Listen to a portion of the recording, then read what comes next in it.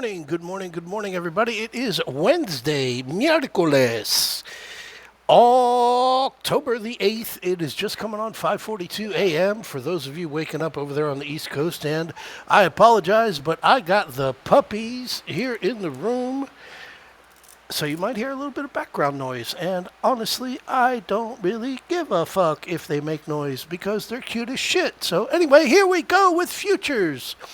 The futures are green. The Dow Jones futures are up 74 points, 0.16%. Very similar on the NQ, plus 52 points. Over there on the ES, very similar, plus 10 points. And over on the Russell 2000, a little bit better on a percentage basis, plus 0.4%, plus 9 points. And all of them are still playing the Dingleberry Rock on that 5-day moving average, which is what we played around with for the better part of 4 hours yesterday, which made it boring as hell. But let me get you to what you're here for, and that is a little bit of an awareness update as to what we're looking forward to today on Wednesday and yesterday's email. I'd prefer, if it's okay, not to scroll down and expose members-only data, but you got your emails well in advance of the opening bell yesterday. And as you saw, your closes, where are we? Here, oh, let's go. Just prior to the open, as we were talking about, 9 o'clock, futures are entering into overbought. The safer risk of the 67.75, 67.70 calls, they weren't yet at $1 when I originally posted it. They were now starting to come into $1 as we were getting there to the opening bell. 9 o'clock prior to the open, the 67.45, 67.40s that were $3 overnight had reached up to $3.75. Then we got our opening bell. Our opening bell, 67.46.14. Why does it matter? It matters because, trading the data. And what you got yesterday was... Hang on one second. And what you got yesterday was your red close. 7 green closes in a row, and we got our red close. And just like I shared there in the alert room, be careful. Those algorithms are demonic. Look at this, man. You come down 4 cents below 6,700.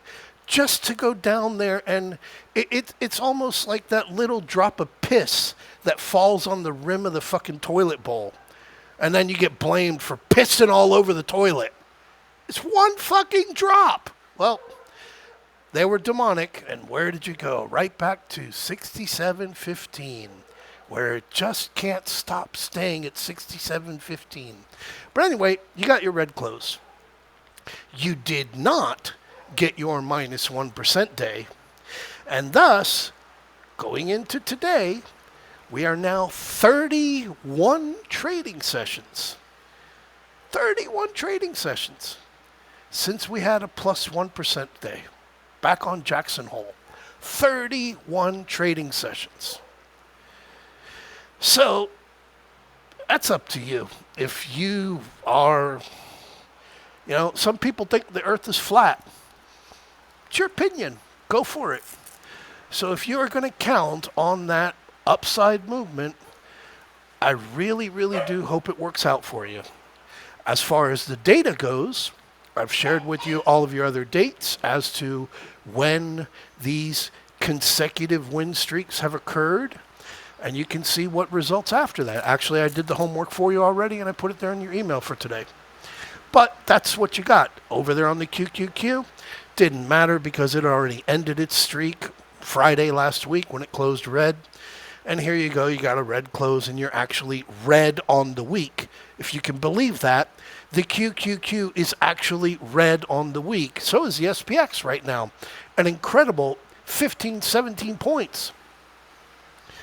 And then you got your IWM. Your IWM closed red, and looking for the IWM as an indicator as to consecutive win streaks, like I shared with you already in the email, because it too had 7.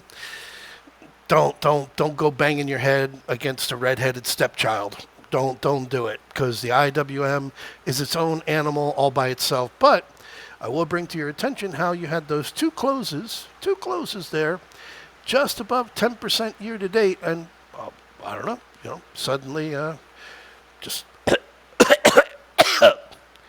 you got a minus 1.47% day yesterday.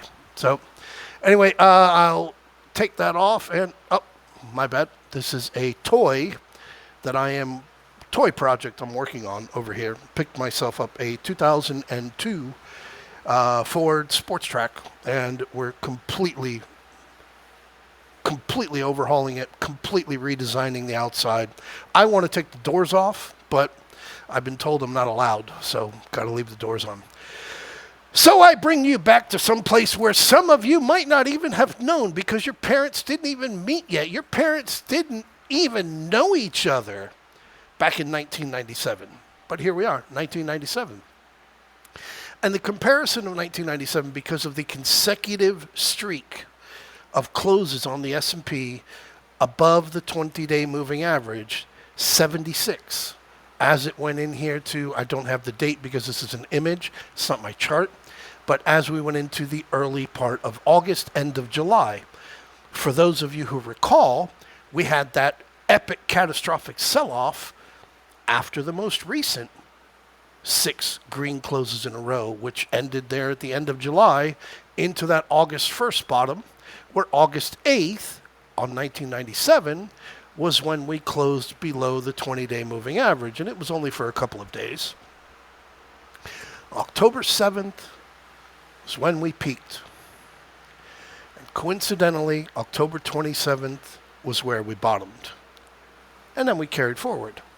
So, again, I leave it for you there to be, deciphered on your own. Your Fibonacci time spiral, October 10th, that's your date. Your full moon, that was yesterday.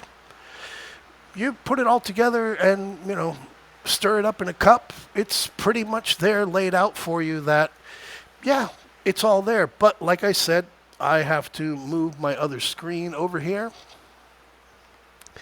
They're not going to blame NVIDIA's Ferris wheel revenue generating throughout the AI companies of everybody passing around an empty bag, or actually a bag of fucking dehydrated dog shit. They're giving it from one company to the other in promises, in rental agreements, and it's never gone anywhere. It's just a fictitious fucking number that's being created and moved around in a big, humongous Gus Fring laundry machine, fried chicken joint fucking money laundering operation. It's all that it is. So they're going to have to blame somebody. And why not blame the Japanese? Because they're so fucking polite. Even you get angry at them, they just fucking keep bowing their heads and saying, I'm sorry. I'll throw myself on the fucking sword for you, Mr. Donald Trump. I sorry. So, point being, you got your yen-pocalypse building up here. You're building up for your yen-pocalypse, so you're starting to get your warnings. You are nowhere near concerned, but you are getting your warnings. And this has a major impact on a lot of other items. Soundly, the US dollar, which is starting to push back to 100. Over here on gold, which is non-stop. And bring you back over here to the 10-year, which hasn't made any commitments, still floating here around 4.14, because there's still an opportunity. There's still an opportunity, even though you haven't triggered the Insurrection Act. You haven't done that yet. You can still do what Germany did, and you can raise the retirement age to 73 before you're allowed to collect your Social Security, and that will avoid a debt crisis in the United States. So enjoy your morning, enjoy your way to work on your drive, and to take a quick look over here again, it's all about the VIX, man. The VIX, yeah, it closed above 1706, and look at this. It's right back underneath 1706, so got to get that 1706 being avoided, being moved away from to the upside in order to start saying, you know what, yep, Tim's not as fucking stupid as I think he is. I will put you back onto here. I'm not looking at that. No, I'm looking at the wrong one. I can get you off of this because we're done with that. That's in your email. And the VIX, oh, fuck the VIX. This was my primary concern yesterday. You know, Tesla, I put out your email there. Warning, Tesla above 450. Be very, very careful. It's continued to do the same thing. You're getting your break above 450. 457 was absolutely fantastic. But you are starting to window back down. And you got to remember, none of these stocks are like blowing up on the year. You know, Tesla's barely up, 3% on the year. Be careful riding the upside movement on these names. But the point I'm making when I bring this up is there was no absolutely aggressive downside activity on any of the big Mag 7 yesterday. And that's why it was a grind to the downside. Nothing more than a grind. So for today, again, don't forget 603.59 over there on your QQQ. That is plus 50% from the April lows. And your 609, your 609.93, 609.72, I think the number is. They perfectly hit yesterday before the sell-off back down there to that 603.59. So I guess I can open this up. Yep, there you go. Yeah, nice little dip. Didn't break below 242 on the IWM, but you got a nice little dip. Nice little dip over here back onto the Monday lows on Dow Jones, but that's actually a funny one. I'll bring this up here because I was chatting with Phil as we have traded this multiple times over the past couple of years, McDonald's. And the McDonald's downside pressure when we get up there into the 320 area for the 300 play, the 315 play. You broke down below 300 last week. Monday. Monday, broke down below that 299. And here we are trending down onto this big 294, 293. Not that it's important. However, the point I was making with McDonald's and bringing it up is you tend to see that when the market starts selling off, McDonald's starts rising upward. So one of those ones that we're going to be watching there. Home Depot, great job, Ryan. I don't disagree with you that you might have taken the trade off a little bit too early when you got into the 400 puts over here. But the 400 puts have basically, they've doubled because we were out to January. The shorter term ones, the November ones, oh man, you did fantastic. But yeah, you're getting close to an area on Home Depot where you got to be a little bit concerned. Listen, sorry guys, I'm wasting your time. Enjoy your Wednesday morning, and I'll catch you in the chat room.